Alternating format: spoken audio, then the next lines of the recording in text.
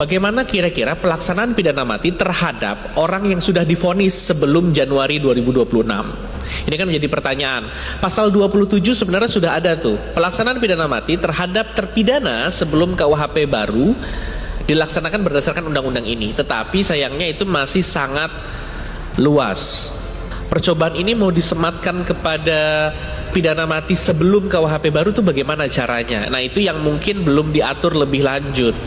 Kalau dia sudah ditolak gerasinya, kan sebagian besar terpidana mati juga sudah ditolak gerasinya, ada 500-an terpidana mati sudah ditolak gerasinya. Apakah dia masih boleh mengajukan perubahan, usulan perubahan? Nah, itu yang belum ada diatur lebih lanjut di dalam RUU ini. Dan saya rasa diperlukan juga pengaturannya, kapan dan dalam hal apa dia bisa mengajukan.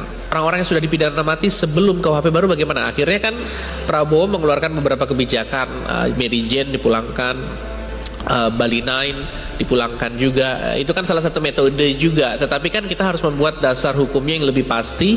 Dan saya lebih setuju bahwa ketentuan ini diperkuat di sini. Ya.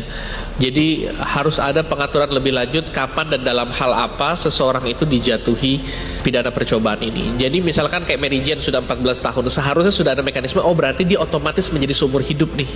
Dan sisa 4 tahunnya itu sudah dihitung, karena kan kalau seumur hidup, dia setelah 10 tahun menjalani pidana seumur hidup pun. Nah, ini perubahan juga. Kalau di KUHP nasional yang sudah disahkan itu 15 tahun menjalani seumur hidup. Tapi di RUU penyesuaian pidana berubah tuh dari 15 tahun menjadi 10 tahun. Kalau ini disahkan kan berarti kalau dia sudah menjalani 10 tahun masa seumur hidup, itu dia akan berubah.